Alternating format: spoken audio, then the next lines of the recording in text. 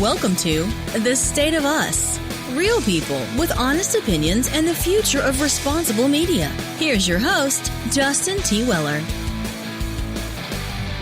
Today, the United States leads the Western world in the average length of prison sentences at 63 months. That's the average, 63 months for those of us in the great United States of America. Canada averages 4 months, Finland 10, Germany 12, and even rugged, individualistic Australia is only 36 months, about half of our average. So we stand alone there. We also stand alone in the fact that the U.S. makes up 25%, Lance, 25%, a quarter. 1 in every 4 people in this world that are incarcerated in this great nation, which is just, and here's what makes it crazy, okay? Because you say, oh, well, we're the greatest country in the world. So sure, a quarter, 1 out of every 4, that's not that bad. We only have 4% of the world's population, 4.5% if we're being generous, okay? So 4 out of every 100 people are an American, and yet 1 out of every 4, or 25 out of every 100 people that are incarcerated are here in this country. Yep. So it doesn't seem to add up quite. Free thoughts alive and well in the United States, huh? Yes. And today we're taking a different look. Lance and I have discussed this before. We've had The Last Mile on to talk about what they're doing in criminal justice reform. But what we're looking at is from a judge's perspective. So this gentleman, Mr. Hoffman, was a state trial judge in Denver, and he's the author of The Punisher's Brain, The Evolution of Judge and Jury. So we're going to look at this article today, kind of dig into it, and we're going to start by looking at the history component. Mm-hmm. And of course, we're joined, as you've already heard, by our senior historian, and he'll be giving us insight, both somewhat on the historical component, but also just from his standard point of view when it comes to what we already know about criminal justice and how this is different. This take is different than what we've done, which is part of why we're spending some time on it. So let's start, Lance, with a little story. So this was published in the Wall Street Journal. In 1995, which I'm referring to Mr. Hoffman here, sentenced a teenage armed robber to 146 years in prison. A teenage armed robber. Believe it or not, that was just a little over the mandatory minimum sentence. With good time and, quote, early release on parole, he could be out as soon as 2065, meaning he would have served as little as 70 years, which would make him about 90 years old. The teenager's crime was horrible. He robbed a small restaurant at gunpoint, ordered the patrons onto the floor, and ended up having a shootout with one customer who happened to have a gun. Miraculously, the only person injured was the robber, who was shot in the foot. The district attorney asked for a hefty sentence for each robbery victim, plus more time for the gun battle, which would have taken his total prison time to almost 200 years. She was visibly angry with my measly 146-year sentence. Not a day passes that I don't think of that young robber I sentenced so long ago. As state and federal legislators ponder their next moves after the First Step Act, they should consider lowering historically extreme sentences for some offenses, including violent ones. It would not only be sensible public policy, but would also help return our criminal law to its moral roots. What are those moral roots we're talking about, Lance? Well, in 1785, there was a New York statute that was very typical of many of the United States at the time. It limited all non-homicide prison sentences to 6 months. Mm-hmm. So unless you were, trying to kill people, with that exception, you couldn't be in prison for any more than 6 months. Right. In fact, the United States was even written about by an explorer who toured U.S. prisons who said in 1831, quote, "In no country is criminal justice administered with more mildness than in the United States," end quote. And that was 1831. So about 150 years later, we are, by many measures now, the quickest to incarcerate with some of the longest prison sentences on average of the civilized world. And this change took place really in the 1970s. Yes. Before then, things were, a relatively normal compared to the rest of the world. It's been since the 1970s that the United States has taken this very harsh side of punishing criminals. An example, in 1925, an aggravated robber was eligible for probation. If the judge sentenced him to prison, the minimum sentence was 2 years. So in 1925, judge's choice. We can put you on probation or a 2-year minimum in prison. Right. My judgment. By 1998, though, prison was mandatory and the minimum sentence had increased fivefold to the 10-year minimum that my teenage robber faced for each of his victims. So the reason this example is relevant is the judge is talking about he didn't have a choice because every victim of the aggravated robbery had a right. 10 years. Right. Because of the law. Right, because the way the law is written. What the lawmakers had written. And as I was going to say, if you go back and why then would you say it started in the 1970s? I think an important thing to consider is some of it or most of it, depending on your belief, could be from backlash of the Warren court giving, quote, air quotes there, as Richard Nixon said, rights to criminals, the Miranda warning, the illegal search and seizure. If you ever took government class in high school, those famous cases from the, Escobedo versus Illinois, Gideon versus Wainwright, and all these different court cases in the 1960s that appeared to people could commit a crime and in society's view get away with it because the police didn't do their job or it was a police state. And so then the response was, oh my gosh, we've got all these crazy people running around and they're doing drugs. And so then the backlash is we got to put them away and we got to put them away for a long time. And it turned us into, controversially here, saying more of a police state than what we realized we were doing, because we think we stand for democracy and we say we stand, I shouldn't say think, we stand for democracy, or we say we stand for democracy and we stand for freedoms and things like that. But we're very quick, as you pointed out within world numbers, to take these rights away from others when they violated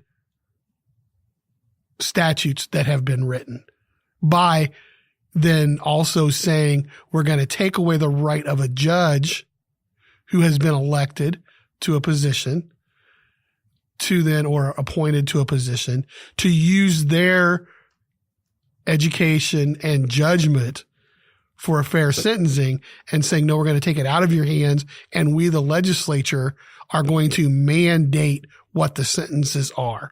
And we're going to write laws saying that if 10 people are involved in this robbery, then each one of those victims' rights will be adjudicated rather than it being one crime. It's actually 10 separate crimes so that we can punish even more. And that's kind of been our mindset. And I'm sure we're going to get into other things, but that's where I think some of this change came in the 70s, when it appeared to the average American that things were being decided on the Supreme Court, in the Supreme Court, in favor of those that had been charged. Well, and you get that then in the 1980s, you amplify that with the get tough on crime movement. And then your 3 strikes are out. Right. With Reagan, this snowball that, you commit 3 felonies, you're in prison for life. Yeah. And many of that and then what they did was they made drugs felonies. Mm-hmm. You know what I'm saying? And in many of these countries, that's not the case. So it also has to do with how the lawmakers came up with the laws and how you stratify the crime as to then what the punishment is. So all you have to do is just change how harsh you think the crime is, and then you can add punishment. The Honorable Mr. Hoffman goes on to say, the real problem is the sentence ranges created by legislatures, not the particular sentences within those ranges imposed by judges or driven by plea bargains. So again, backing up what Lance says there with they're putting hard, fast rules on things that so often shouldn't be governed by a steadfast rule. Because if I wanted to get elected, I had to be seen as tough on crime. Right. So look at how many people I've put away. I don't think that anybody wants to be, just to be clear. Here, Mr. Hoffman goes on to say, don't get me wrong. I'm not one of those apologists who thinks that criminal law is fundamentally immoral or that a bad environment excuses bad actions. I am what we in the business call a retributivist. Yeah. That's why it's a business. He wants retribution. Yes, exactly. I don't punish people primarily to cure them or to deter others.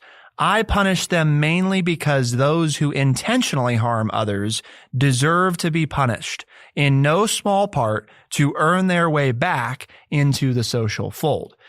As I understand this, Lance, the thinking is, his point of view is, to do this is not to rid them of bad behavior. It's to make them understand that if you choose bad behavior in order to go back to your life, you will have to pay this price.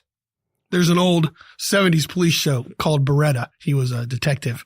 And the theme song, one of the verses in the theme song is, don't do the crime if you can't do the time.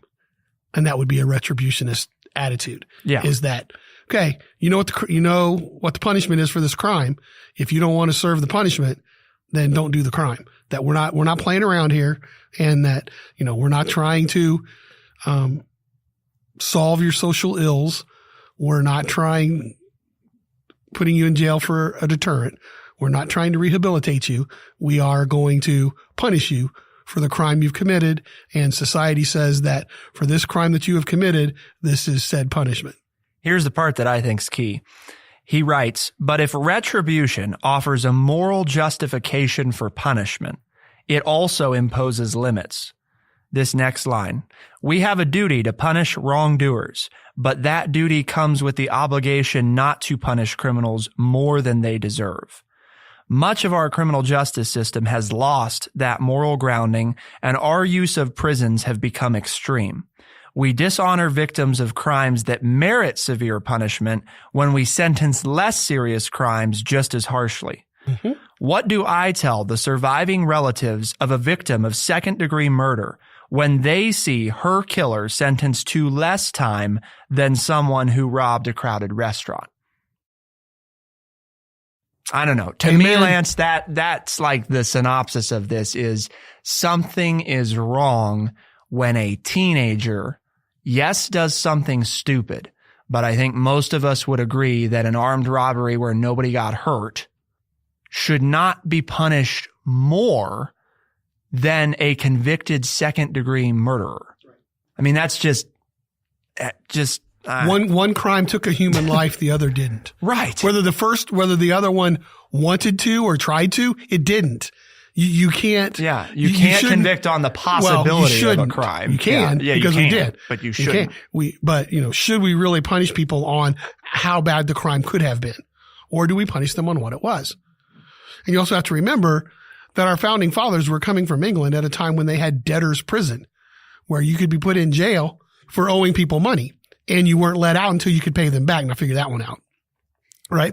So obviously it's like, well, we don't want to do that because that's bad. And so it's one of these things that we've gotten ourselves into. And now to speak on this, everybody says, what do you mean you want to let the criminals out? Oh my gosh, you're horrible. You liberal, that's not what we're talking about, people. as something's wrong. Drugs and things start to become legal, some drugs, let's face it, drugs are legal. You get a prescription. There are tons of drugs that you get. I take drugs every morning that are legal. As we look at legalizing some drugs that have been illegal, that's going to let some people out of prison because society deemed that, well, this drug or these drugs are illegal. Now it's okay for you to take these drugs. Right. Walk into any, pharmacy, any drugstore, and you'll find shelf after shelf after shelf of drugs that are legal. And you can purchase those and you don't get in trouble. But as a society, we've deemed over the last few years that these drugs, certain drugs, are illegal. So therefore they're punishable by crime. And then we made the connection, which I know you don't like to do a lot of times, that if you're doing these drugs, they're going to cause you to do these crimes.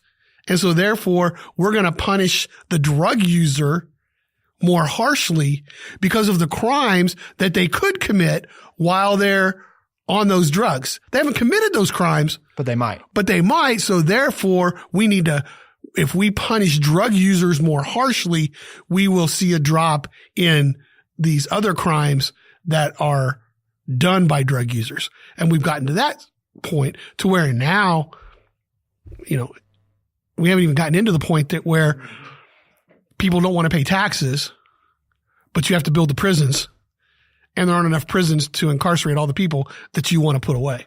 We spend a lot of time. There's so much to this that's just doesn't make sense.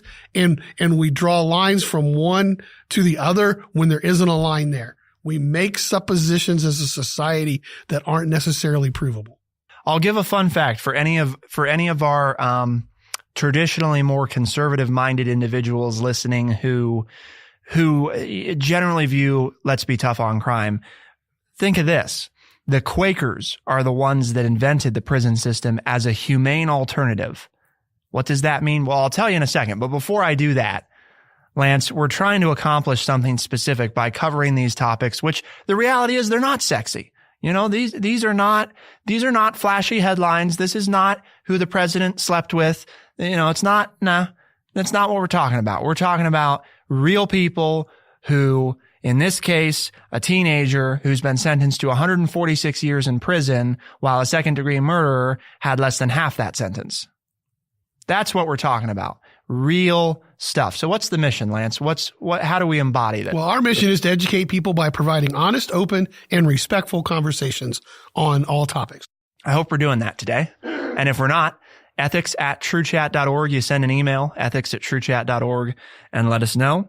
Of course, if you want to engage, give us your thoughts on what we're talking about so far at TrueChat.org on social media, TrueChat.org, Facebook, Twitter, and more. So please let us know your thoughts. So and before you start pounding the inbox with complaints, we're not saying that we're necessarily want to be soft on criminals. No. We're trying to point out to everyone that there are some problems with the way the system is currently being run. And hopefully that you can see the difference. It doesn't mean we think everybody should be let out and criminals should be allowed to run free and people should be allowed to do whatever they want and harm other people and take their stuff and do everything else. But obviously us being harsh on crime and having 25% of the prison population in the United States, from the world in the United States, our system's obviously not working. Because if we were doing things well, then after the last 40 or 50 years, you would think that the prison population would go down because people would say, oh my gosh, this is what I'm doing and this is what's going to happen to me. I'm not going to do this stuff. Well, obviously after doing this for the last 40, 45 years, it's not working because we have 4.5% of the world's population, but 25% of the inmates in the world. So being tough, quote, air quotes, tough on crime has just caused us to put more American citizens in jail. And hasn't solved what it set out to solve. Right. The drug epidemic is worse today than it was when we began this. So it's obviously not, because again, Lance was talking about earlier, it's I always say, remember people, Sometimes correlation equals causation, but first thing that I was taught in psychology is you can't make that assumption without being able to have hard linked evidence. And the assumption that was made is if we deter people enough, then the drug problem will decrease. If we make crimes harsh, if we make punishments harsh enough for these crimes, people will stop committing these crimes. Which again, in theory, I mean, at a basic logic level, right? If I tell Caleb, he's our associate producer on the show, that if you mess up this recording, then you're going to have to run 10 miles. I don't know. Then the thinking would be that, he'll try really hard not to mess up the recording. However, there's a failure in that logic, and this is where it comes into play. For example, if Caleb's so nervous now and worried about possibly messing it up, that actually makes it more likely that you'll mess up. And when it comes to drugs, we know that most people turn to them as a release. So sometimes the fear can actually induce the use of these drugs. So it's not to blame. I'm not saying the drug problem is because are we going to the solution sentence. part of the show? Because yes, I've got a whole lot of solutions. Yes. So actually, I have one. We'll wrap up with this history point. The reason I brought this up is because, I get so frustrated, Lance, when people tell me, what the Constitution says and what the founding fathers wanted. Sure. When we play that card, I just want to make sure people know what they actually thought, right, and what the Constitution actually says, because our leaders today are very bad about throwing that stuff around and using it as a nice soundbite, and then they're not held accountable for the truth of what the founding fathers actually believed and did. Yeah. So keeping in mind that up until the late 1700s, prisons didn't exist in this country, basically at all. The Quakers actually invented the modern prisons, and they did it as a more humane alternative to death or banishment, which were the only punishments for virtually any serious crime. And everybody understands the Quakers, right?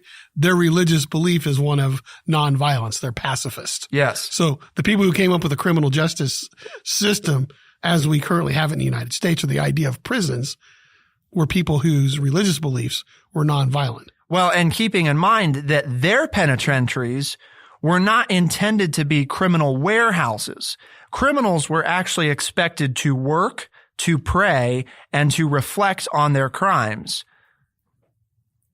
That way, it served as a kind of moral rehabilitation.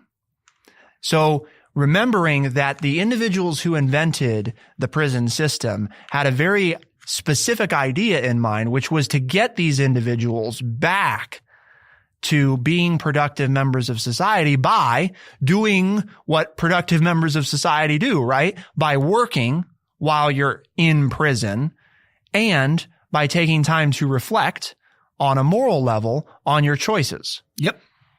So just remembering, here's the individuals that came up with it, a peaceful people, and what they envisioned has been greatly perverted from that original purpose. Aside from the reason they came up with this is because we basically didn't incarcerate anybody ever, because the reality was, Lance, if you did something that was real bad, we killed you, right, or we said you have to leave and you can never come back to this country. And many times banishment led to death because right, you had to be protected by the village, the farmers, and everybody else around you because of the harsh conditions outside of said village or fort or community. The founding fathers, in other words, envisioned a system that was only when absolutely necessary. And when absolutely necessary, the goal should be we should hold them as little as is necessary, as minimally as possible, and get them back into being useful members of society again. And don't start filling our inbox with, well, but if they kill somebody, we're not talking about that kind of crime, people. Yeah. That's a very, and hopefully maybe our That's a different show. assistant producer, it's a different show, can look this up, but those numbers of those people aren't a huge number of our prison population. Everybody, we're not talking about, the things that the president throws out there and, these crimes against, human beings and crimes against, we're not talking because they make up a very small number of the total prison population. Violent offenders today make up a much smaller portion than most people realize. So solutions, Lance. I mean, let's talk about, I took time to do that because here's my solution, important. economics. Yeah. And then you can go on with whatever you want or in the show. What do you mean? If you take care of people, if people have a job and they feel that they're being paid and they are valuable to society, they are not as likely to go out and commit crimes. So, and there's a historical context there. We were talking the other day about, you being in charge of your own retirement and things like that. FDR, one of the reasons he started some of the social programs and many of the work programs that he did during the Great Depression was he and his colleagues were worried about what would happen to all of these single young men who were out on the streets and not working. They didn't have a job. They didn't have a future.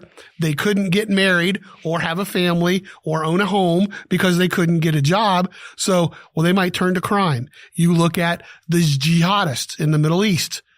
Most of them are single men who do not have a future in employment or making enough money to pay the dowry or to do whatever is necessary in their society to have a family, be successful, own a home. So many, not all, I'm not going to say all, I don't think it's all, but many crimes are committed by young people and young males who have a bleak economic outlook. So if you change their economic outlook, if you give them ways, avenues that they can earn a living and do what they want, what everybody else in, what they see others in society doing. And that is raising a family, I don't even want to say owning a home, having a nice place to live, because I'm not, if you're a listener to the show, I'm not big on home ownership, even though you do own one. I own one. I'm wondering now at this point in my life, was that really a good decision? Would I have been better off renting all of these years? So I have some questions, but having a nice place to live, a safe place to live, putting enough food on the table, being able to put away for my retirement, then they are less likely to commit crimes. And that's what the sociological studies tell us. So if you want to lower crime, fix the economy, give people a way to work to where they think they can be successful in what society sees as being successful, then they're less likely to turn to crimes. So get this, Lance. Current U.S. prison population, the makeup, right? Mm-hmm. Those who have, and this is all one category, homicide, aggravated assault, and kidnapping offenses. So our heinous crimes here, right? 3.3% of those incarcerated. Okay. And that is backed up by the FBI. That's where those numbers come from. Now get this though, right? 46% of everybody that's in prison is in prison on a drug charge. Yep. Almost half of so in other words, if I meet two people that went to prison, there's a decent chance that one of the two of them is there because of a drug offense. Okay. Weapons, explosives, or arson, you have 18%. So even if we're being generous to the heinous crime category, if we put sex offenses, weapons, explosives, arson, homicide, aggravated assault, and kidnapping all into one category, immigration and robbery, you're still not at 46%. Yeah, you're still not making up the other half. Extortion, fraud, bribery. Yeah. You're still not at half. But even those ones aren't, extortion, fraud, bribery, those are not violent crimes. Generally speaking, they're not a physical crime. I'm talking about, sex offenders, the people who are convicted of some kind of homicide, right, assault, kidnapping. Together, they make up less than 25%, less than a quarter of the prison population. So we're not talking about those people. Right. When we're talking about sentencing, we're not talking about those people. We're okay with, at least I am. I won't speak for you. I'm okay with those people being put away for a long time because they've actually done some harm to other taken the lives of other individuals. I'm not opposed to there being a severe punishment. What I'm opposed to is, in all of these cases, the removal of our trust in the judiciary to make informed decisions about sentencing. But the judiciary is not allowed to. The legislative branch is taking that away from them. That's what I'm saying. By mandating. That's my problem. Is even in the violent crimes category. Sure. Even in because you take this teenager, right? He's convicted of armed robbery, which falls into one of the crimes that we talked about. You get into this problem where the judge looks at it and says, you got to serve some time because that was dumb and you shouldn't have done that. But you're also a stupid kid. Are we really going to put you away for most of your life? But you didn't kill anybody. Right. You didn't even hurt anybody. I mean, you didn't physically hurt anybody. Harm right. anybody. Yeah. Forget, mental is different, but he did not physically hurt anyone. And he's going to be lucky to be released. He committed when he was a teenager. He'll be lucky if he gets out when he's 90, if he lives that long. There's a problem there because that is not rehabilitation. That is not return to society. That is not a forgiving world. So for those who believe that, and we don't even have to debate this right now. For those that view us as a Christian, moral type of nation, there is something that is not moral about no forgiveness, which is what many of our current sentences are. They are, you did something wrong. It doesn't matter how sorry you are. It doesn't matter if you get better. It doesn't matter if you want to try. It doesn't matter. You are a bad person, and that's that. And we're going to lock you up and put you away so that we don't have to deal with it. Because that's easier, Lance, than doing the right thing, which is to try to help those who want to get better, get better. And I'm sorry, but every religious text that I've read of the major religions does not preach no forgiveness. Most of them preach the exact opposite. We're about out of time. What do you think about my solution? I totally agree with you, by the way, what you just said. It's always it always comes to poverty and education, right? Economy and education are two E's. So, because we're showing in today's show that harsher penalties didn't fix the problem. That's right.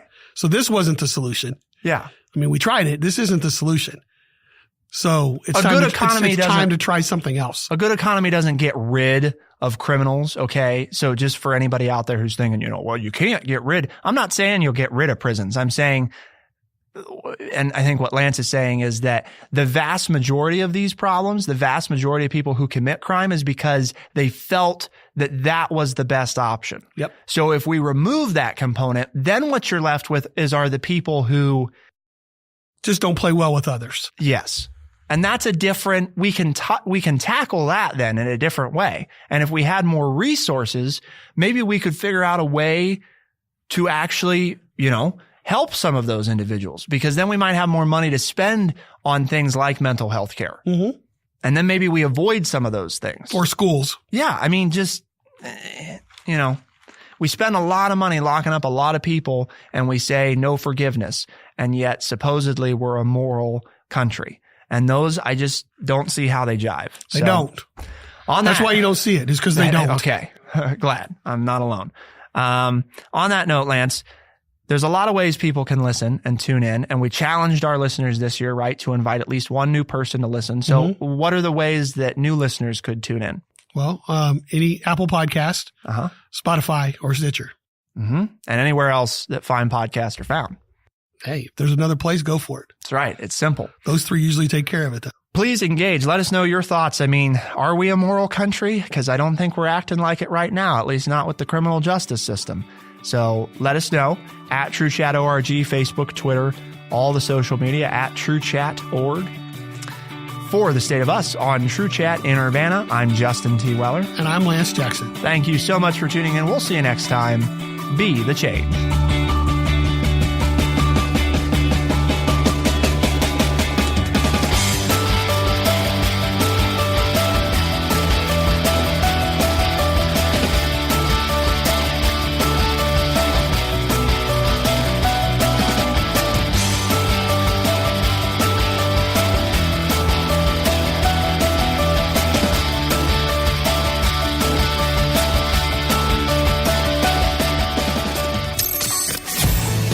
For responsible media, listen on demand to politics, sports, and more with the TrueChat app or at truechat.org.